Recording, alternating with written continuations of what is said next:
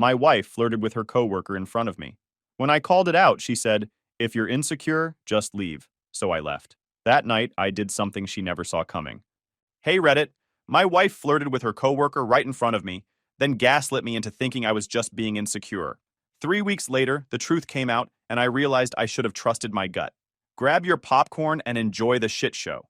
Name's Liam, 35 male. I married Fiona when I was 26. She was 24, fresh out of grad school, working her first job.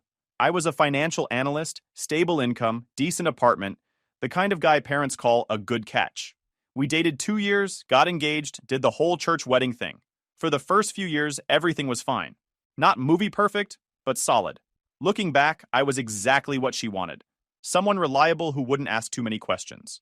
Someone who'd pack her lunch on late work nights and believe every excuse. Someone safe. But lately, the signs have been there.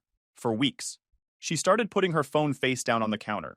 Started showering as soon as she got home instead of flopping on the couch. Started mentioning this guy Ronan from her marketing team constantly. When your wife mentions the same dude 15 times in 3 days, you notice. When she's suddenly working late every Tuesday and Thursday until 8 or 9, you definitely notice. But I didn't say anything. Figured she was just stressed about work. The barbecue was at her department head's place in North Phoenix. Fiona spent an hour getting ready, changed outfits twice, did full makeup. I threw on jeans and a polo. We drove separately because she said she might stay late to help clean up. We walked into the backyard around 2, and within 90 seconds, Fiona had zeroed in on Ronan. She made some excuse about saying hi to her team and basically speed walked straight to him. Ronan was exactly what you'd expect. Mid-30s, expensive haircut, the kind of guy who does CrossFit and makes sure you know it. He had that corporate smooth talker vibe, standing there with a drink in one hand, gesturing with the other, while telling some story about closing a big account. Fiona lit up when she saw him. She touched his arm within 5 seconds. I watched it unfold over the next 2 hours. Fiona laughing at everything Ronan said. Touching his forearm when she talked. Hand lingering too long. Leaning in close when he whispered something. That fake laugh she used to do when we first started dating. I tried joining the conversation 4 times. Each time, she interrupted me or changed the subject. When I mentioned checking out the food, she rolled her eyes like I was some annoying kid interrupting adult conversation. Then another colleague joined the circle. Fiona immediately introduced Ronan by name, mentioned his promotion, his territory expansion. Then she gestured at me and said, "And this is my husband. Not my name, not what I do, just my husband," like I was furniture. I walked away and grabbed a drink. Stood by the fence watching her act like a single woman. She was touching his shoulder now, laughing at something on his phone. The other colleagues had drifted away, probably picking up on the vibe. After another hour, I decided to test something. Walked back over and said I was thinking about heading home. Early start tomorrow, stuff to handle. She looked at me like I'd lost my mind. "Why don't you grab another drink or go talk to someone else?" "I'd rather talk to my wife." That's when she stopped pretending. "Look, I'm in the middle of a conversation here. If you're not comfortable with me being social, maybe you should examine why that bothers you so much." Ronan shifted uncomfortably. "I'm comfortable with you being social," I said calmly. "I'm not comfortable with you flirting." Fiona straightened up, crossed her arms. "I'm not flirting. I'm networking. And if you can't handle that, the door's right there." She pointed toward the gate with a defiant smirk. I looked at the gate, then at her, then back at the gate. "You know what? You're absolutely right." I pulled out my car keys and started walking. Behind me, she called out, "Wait, where are you going?" I didn't stop. Walked straight through that gate, got in my car, and drove away. In the rearview mirror, Fiona stood there with her mouth open while Ronan looked like he wanted to disappear. My phone started buzzing before I even hit the freeway. I could see the notifications lighting up on the passenger seat, but I didn't check them. I drove home. I grabbed a drink from the fridge, sat on the couch, and finally looked at my phone. 25 messages. All from Fiona. I scrolled through them in order. First few were defensive. What was that about? Everyone was asking where I went. This was so embarrassing. Then the tone shifted. Less anger, more panic. "Please, can we just talk? Are you seriously not going to respond? I'm getting a ride home with Jess." I set my phone down and waited. Took about an hour before I heard her car pull up outside. The front door slammed hard enough that I heard the picture frames rattle. She stormed into the living room. "What is wrong with you?" I took a slow sip of my drink. "Nothing's wrong with me.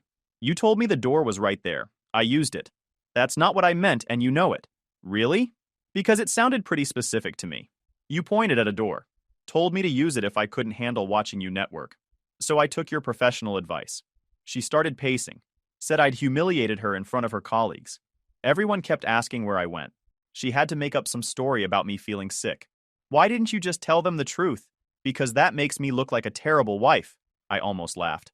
And spending 3 hours flirting with Ronan while your husband watches makes you look like what exactly? Her face flushed. I wasn't flirting. God, you're so insecure. I was networking, building professional relationships. Networking, I repeated. That's what we're calling it? Yes.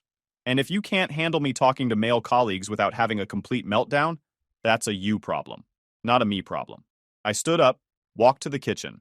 She followed, still talking about how I'd always been jealous, how I needed to work on myself, how healthy relationships required trust. Are you even listening to me? She snapped. I'm listening. You're saying that touching another man's arm every 30 seconds, laughing at everything he says, and introducing me as just my husband is professional networking. Her face was turning red. That's not... I didn't mean... And when I tried joining the conversation, you shut me down every single time. Her face went red. You're twisting everything. Am I? Because from where I was standing, it looked like you were embarrassed I even existed. That's ridiculous. Is it? Because when I called you out on your behavior, you literally gave me directions to the nearest exit. You know what your problem is? She said. You don't trust me. A healthy marriage requires trust. You're right. It does. But trust is earned, not demanded. So you don't trust me. I looked at her for a long moment. Should I? The question just sat there. She stared at me, and for the first time all evening, she didn't have a comeback. Then she turned and walked out of the kitchen. I heard her footsteps on the stairs, heard the bedroom door close. I slept in the guest room that night. The next morning started with my phone ringing at dawn. Fiona had activated the family defense squad overnight. Her sister Paula called. Voicemail. Her mom called. Voicemail. Then her sister again. I got dressed and headed downstairs. She was already in the kitchen, on the phone, using that fake concerned tone. I don't know what's gotten into him lately. He's been so controlling and jealous. Last night he made this huge scene just because I was talking to a colleague about work stuff. I poured myself coffee and leaned against the doorway. No, I wasn't flirting. You know me, I'm just friendly. But he acted like I was doing something terrible. She lowered her voice when she noticed me. Listen, I should go. Yeah, I think he might have some issues he needs to work through. She hung up and pivoted to me with forced brightness. Good morning, coffee's fresh. Thanks. So I was thinking, she began, maybe we should talk to someone. Work through some of these trust issues. These trust issues? Well, your trust issues. I think it would be good for you to talk to someone professional. I almost laughed. You want me to see someone because you flirted with another man? I want us to work on our communication. I heard you perfectly. You said the door was right there. Her phone buzzed. She glanced at it and her face lit up. Oh, it's my mom. She's really worried about us. She answered before I could respond. Within seconds, she was in the living room repeating her version of events. Same script, same victim routine, same gaslighting about my supposed jealousy issues. I finished my coffee and headed to the garage. Started sorting through some tools, organizing the workbench. Gave me time to think. Fiona was already turning herself into the victim. Classic playbook. Get to the family first. Control the narrative. Make me the bad guy. Then my phone rang. Unknown number. Tom, her brother-in-law. Paula had called pretty upset. I gave him the short version. We had a disagreement about Fiona spending 3 hours flirting with some guy, then telling me to leave when I pointed it out. He paused. Paula had told him I got jealous because Fiona was networking. Is that the official story now? Tom tried diplomacy. Fiona could be a little outgoing, but she'd always been like that. It didn't mean anything. She was just one of those naturally friendly people. It means something to me. Maybe you could give her some slack here. She's really upset. The whole family's kind of freaking out. Tom, if Paula spent 3 hours at a party ignoring you, flirting with another man, and then told you the door was right there when you complained, what would you do? Longer pause. That's different. How? Because Fiona's just naturally friendly. Right. I hung up and went back to organizing tools. Started thinking about what came next. Because one thing was clear. This marriage was already falling apart. Fiona just didn't know it yet. 20 minutes later, Fiona's dad called. We needed to talk about what happened last night. Fiona had called pretty upset. Did she mention the part where she told me the door was right there? Pause. She'd said I was being unreasonable about her talking to a coworker. Interesting version. Here's another one. Your daughter spent 3 hours flirting with another man while ignoring her husband, then told him to leave when he objected. So he did. Longer pause. Look, I know Fiona. She's social. That's just who she is. Being social is one thing. What she did last night was something else. You sure you're not being a little sensitive here? Albert, if your wife spent 3 hours at a party touching another man's arm and acting like you didn't exist, would you think you were being sensitive? Even longer pause. No, I wouldn't. Then you understand where I'm coming from. I do. And between you and me, Fiona's mom has been on my case for years about me letting Fiona get away with too much. Might be that's catching up now. Appreciate the honesty. The rest of the day, I started making plans. The kind you don't announce until they're already done. Fiona came home around 6 with takeout, trying to act like nothing had happened. Asked about my day like everything was normal. I played along, ate dinner, watched some show she picked, went to bed, but I was already halfway out the door. She just couldn't see it yet. A few evenings later, she was waiting for me with a completely different energy. Gone was the defensive anger, replaced with something that looked like genuine regret. Can we talk? She asked softly. We're talking now. I sat down at the kitchen table. She sat across from me. Look, I messed up at the barbecue. I got caught up in the networking thing, and I didn't pay attention to how it looked or how it made you feel. That was wrong of me. I didn't respond, just watched her. And I definitely shouldn't have said that thing about the door. That was mean and dismissive, and you didn't deserve that. I'm sorry. I was still waiting for the catch. I've been thinking about it all week, and you were right. I was flirting. I didn't want to admit it because it made me feel guilty, but yeah, I was. And I'm sorry. I don't want to lose you over this. There it was. The perfect apology. Everything a relationship expert would tell you to do, which is exactly why I didn't buy it for a second. Okay, I said. She blinked. Okay? Yeah. Okay. That's it? What else do you want me to say? You apologized. I heard you. Okay. So we're good? Are we? I mean, I apologized. I admitted I was wrong. I'm saying I'll do better. And I'm saying okay. She sat back trying to read me. You don't believe me. I didn't say that. But you don't. I shrugged. You said what you needed to say. I acknowledged it. Not sure what else you're looking for here. I'm looking for us to move past this. What am I being forgiven for? You left me at a work event. After you told me to. So technically, I was following your instructions. Her eye twitched. She was getting frustrated. Fine, she said, voice harder now. If you don't want to accept my apology, that's on you. But I'm trying here, and you're being difficult. I accepted your apology. I want you to mean it when you accept it. How do you know I don't mean it? She stood up, frustration bleeding through. Because you're being sarcastic and weird about it. You? Weird how? Like this. Like you're playing some game. I leaned back. I'm not playing anything. You apologized. I said okay. She stared at me, then walked out. I heard her go upstairs, heard the bedroom door close. Over the next week, Fiona kept up the apologetic wife routine. Made my favorite dinners, didn't start fights, even suggested we take a weekend trip to Sedona to reconnect. She started being extra affectionate, touching my arm when she talked, laughing at my jokes again. The whole performance was textbook. But I'd learned something valuable. Once you see how the trick works, you can't unsee it. So I did what any smart person does when they're pretty sure their marriage is over. I started moving money, not all at once. But our joint account had about $47,000 in it. I started transferring $3,000 here, $2,500 there, into a personal account she didn't have access to. Documented every transfer in a spreadsheet, kept receipts, made sure everything was trackable and legal. Within 2 weeks, I'd quietly moved $28,000, left enough in the joint account to cover bills. Fiona never checked the balance anyway. She'd log into our account maybe once a month, glance at the total, and move on. I also made copies of everything. Bank statements, mortgage documents, car titles, insurance policies. Stored them at my brother's place. Started a timeline document tracking every suspicious behavior going back to June. Times she came home late, excuses she gave, changes in her routine. And then, on a Tuesday afternoon 3 weeks after the barbecue, I got an email that changed everything. Subject line: about your wife and my husband. The email showed up at 2:30 p.m. on a Tuesday. Sender: Ciara Carver, Ronan Carver, the guy from the barbecue. I opened it. She didn't know if I knew who she was, but she was married to Ronan from my wife's marketing department. She'd found something on her husband's iPad last night that I needed to see. Said it wasn't easy for her to send. Probably wouldn't be easy for me to read, but I deserved to know the truth. Ended with her phone number. I called. She answered on the first ring. Is this Fiona's husband? Yeah, Liam. What's going on? I'm Ciara, Ronan's wife, or I guess soon-to-be ex-wife. Her voice was steady, but there was an edge to it. I'm going to text you some screenshots. Okay. Look at them. All of them. Then call me back. She hung up. My phone buzzed 5 seconds later. I opened the first image. Text message screenshot. Fiona's phone number at the top. Message to Ronan, dated August 10th, exactly 1 week before the barbecue. Last night was incredible. Can't stop thinking about it. You make me feel things I haven't felt in years. Ronan's response, same here. When can we make it happen again? This weekend?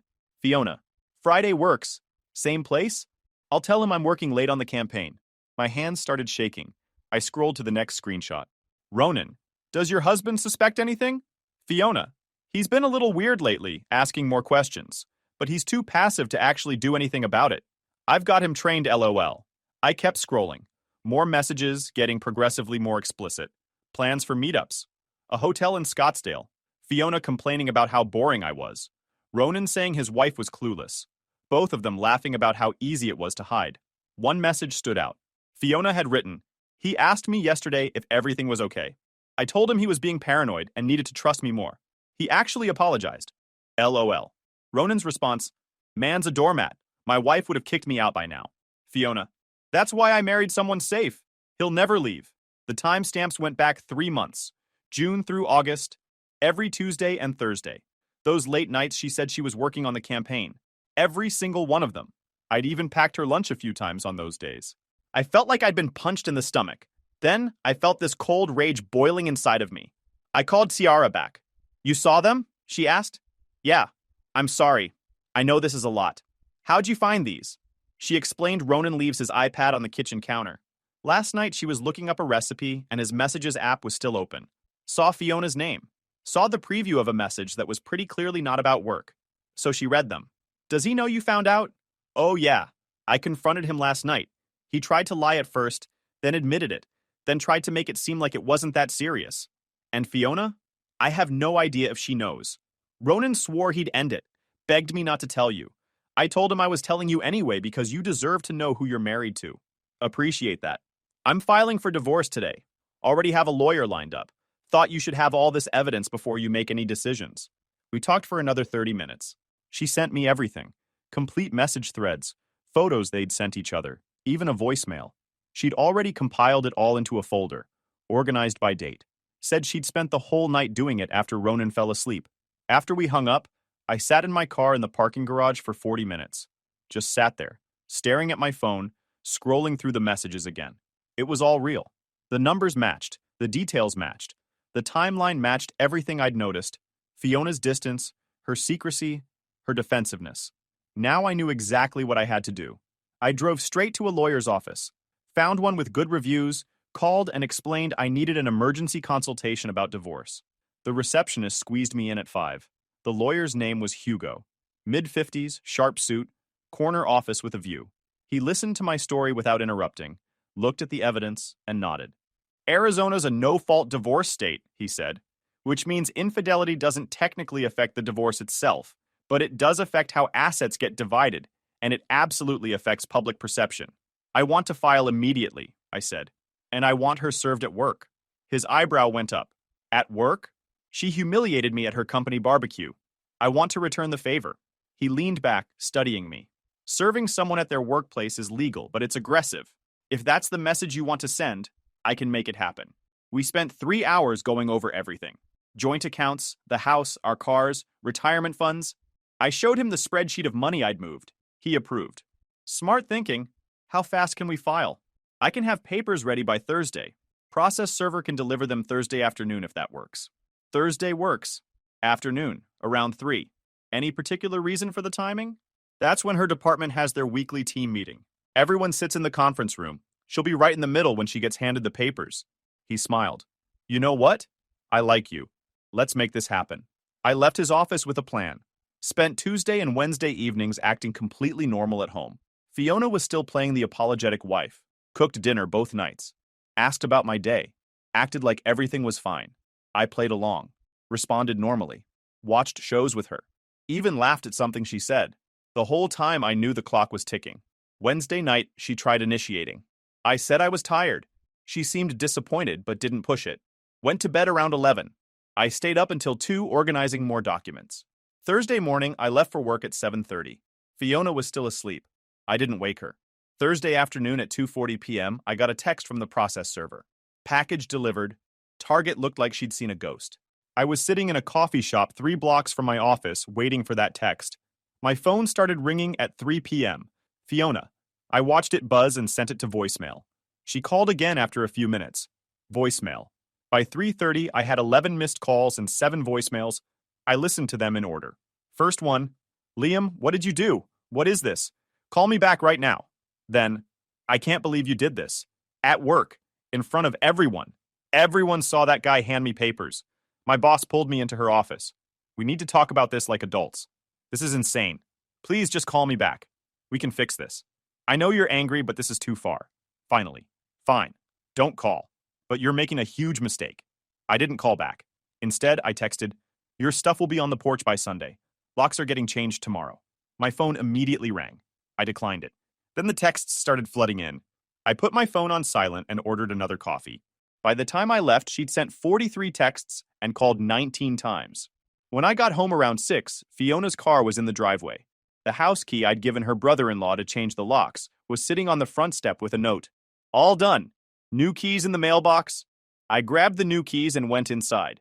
She was sitting on the couch, eyes red and puffy, mascara smudged. She stood up when she saw me. We need to talk. No, we don't. You need to leave. This is my house too. Not anymore. Lawyer filed a motion for exclusive use.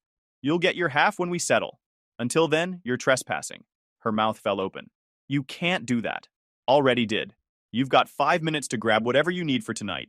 Everything else goes on the porch Sunday, like I said. Liam, please. No. Get your stuff. Leave your key. Go. She stood there staring at me. I made a mistake, she finally said. A huge, terrible mistake. But we can work through this. People do it all the time. You slept with him for 3 months. You lied to my face. You said I was boring. You laughed about how easy it was to hide. Then you told me to leave when I caught you flirting with him. There's nothing to work through. Her face went pale. Who told you that? Doesn't matter. What matters is, I know everything. Hotels, dates, texts, all of it. So you can drop the performance. She started crying. I'm so sorry. I don't know what I was thinking. 4 minutes. Liam, 4 minutes to get your stuff. Then I'm calling the police. She grabbed her purse and walked toward the stairs. She came back down 10 minutes later with an overnight bag and her work laptop. She stopped at the door. I love you.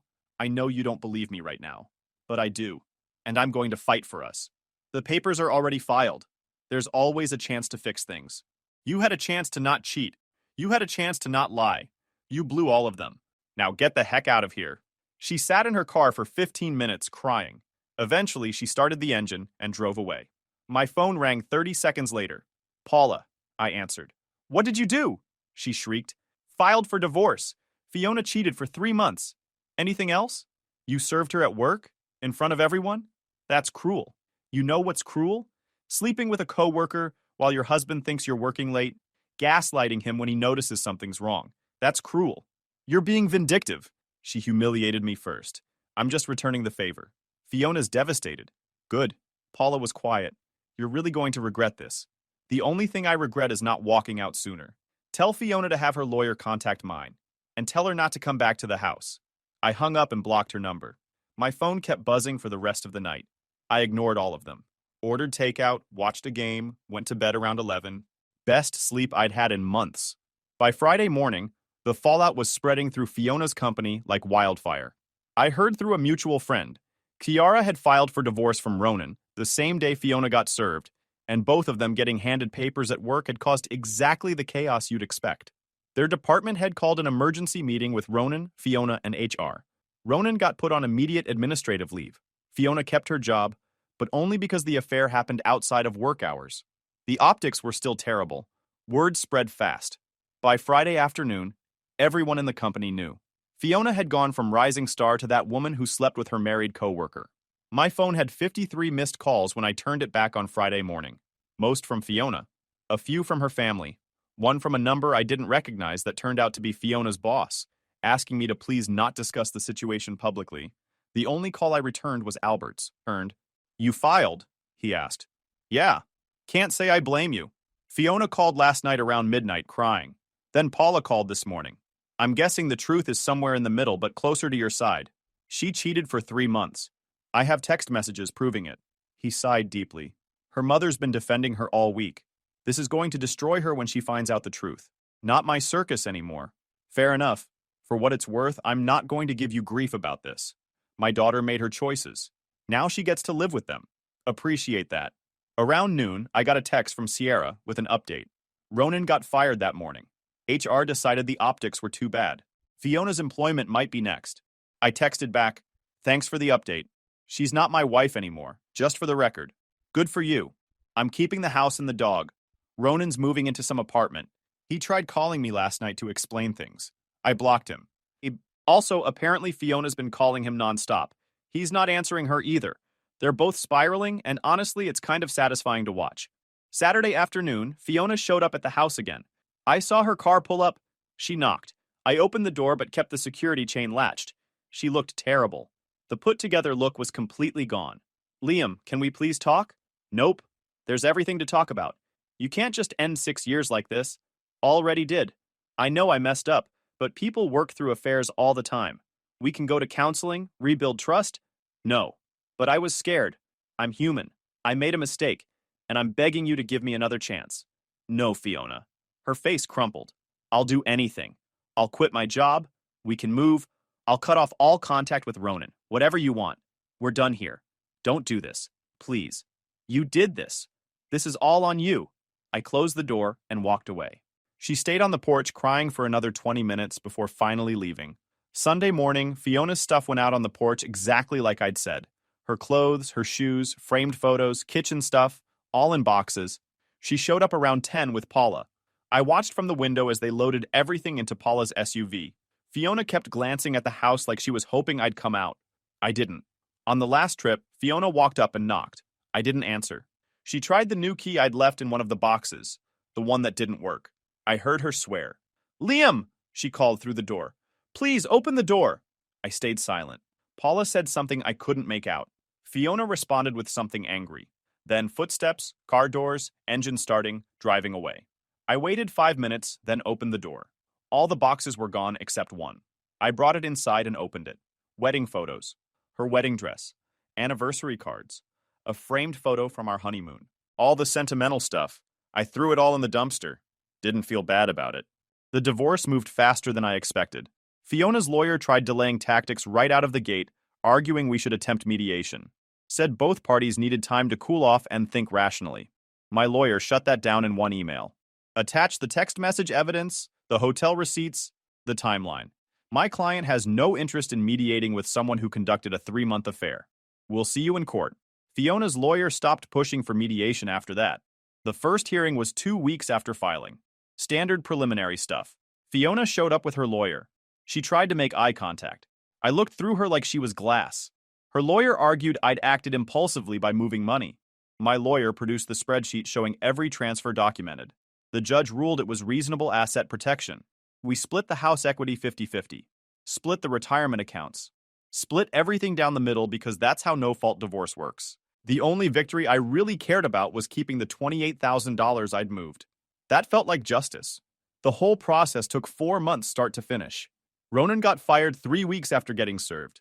Fiona kept her job, but it came at a cost. She was basically radioactive in the office. Nobody wanted to partner with her on projects. Nobody invited her to team lunches. People who used to be friendly suddenly had meetings to attend. I heard through a former colleague of hers that she'd tried damage control, told people it was a misunderstanding, that I'd overreacted, that the divorce was mutual. But Kiara had already told her side to a few people, and those screenshots made their way around. Hard to spin 3 months of hotel meetups as a misunderstanding. She tried transferring to a different department, got denied. So she stuck it out, showing up every day to an office where everyone knew exactly what she'd done. 4 months after I filed, the divorce was finalized. I got the notification via email. It's done. You're officially divorced. Congratulations on your fresh start. I took myself out for a nice dinner that night. Steak, sat at the bar, and watched a basketball game. First time in months I felt like I could actually breathe. 2 weeks later, on a Thursday evening around 7, someone knocked on my apartment door. I'd moved downtown, found a one-bedroom with floor-to-ceiling windows. Fresh start, new space, no memories. I looked through the peephole and saw Fiona. For a second, I considered not answering, but I opened the door. Didn't invite her in. What do you want? She looked different. Thinner, tired, older somehow. The confident woman from the barbecue was long gone. I wanted to see you. To talk. Divorce is final. We're done. I know. I'm not here to change that. I just needed to say some things. Can I come in? Just for 5 minutes? Against my better judgment, I stepped aside. She walked into my living room and looked around. Nice place, she said quietly. She turned to face me. I miss you. I didn't respond. Just waited. I know you probably don't believe me, but I do. I miss you. I miss us. I miss what we had before I ruined everything. Had a funny way of showing it. She flinched. I messed up. I know that. I destroyed the best thing in my life because I was selfish and stupid. I've spent the last 4 months thinking about it every single day. Good for you. I lost my job, she said suddenly. Or I'm about to. They're downsizing the marketing department, and I'm first on the list. Everyone knows it's because of what happened. Not my problem. I know. I'm not asking you to fix it. I'm just telling you because I want you to understand that I've paid for what I did. Everything fell apart. Everything fell apart because you made it fall apart. I know. Her eyes were welling up. And I'm not asking you to feel sorry for me, but I am asking if there's any chance we could try again. Start over. I've learned my lesson, Liam. I've changed. I looked at her for a long moment. No, I said simply. You didn't just cheat on me, Fiona. The worst part is that you gaslit me when I noticed something was wrong. You made me think I was paranoid and jealous when I was actually right about everything. I was scared and defensive. And you showed me exactly who you are when you're scared. I didn't mean. You meant it.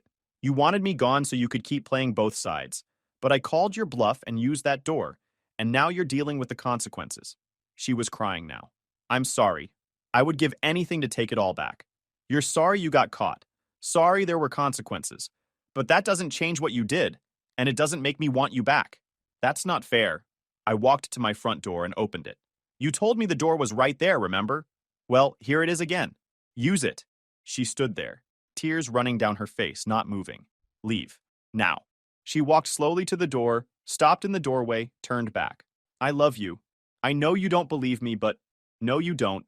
You love the idea of not being alone. So you can take your love and your apologies and get out of my life. She opened her mouth to say something else, but I'd already started closing the door. Watched through the peephole as she stood in the hallway for a full 2 minutes, crying, before finally walking away. That was 4 months ago. Haven't heard from her since. Heard through mutual friends that she did lose her job, moved to Denver to stay with a college friend, and started over completely. Apparently, she tried reaching out to Ronan once. He blocked her immediately. Both of them burned their lives down for a 3-month fling that wasn't even good enough to fight for afterward. Good for her. I genuinely hope she figures out her life. Just glad it's not my problem anymore. Me? I'm doing better than fine. I sold my half of the old house and bought a small place in Scottsdale. 2 bedrooms, nice yard, pool. Got a dog, a rescue mutt who's terrible at fetch but great at just existing peacefully on the couch. Life's good now. Quiet and peaceful. Guys, we are so close to hit 100,000 subscribers on this channel. If you are not subscribed to the channel, please consider subscribing. It really helps hit that 100,000 mark. Thanks for making this dream come true.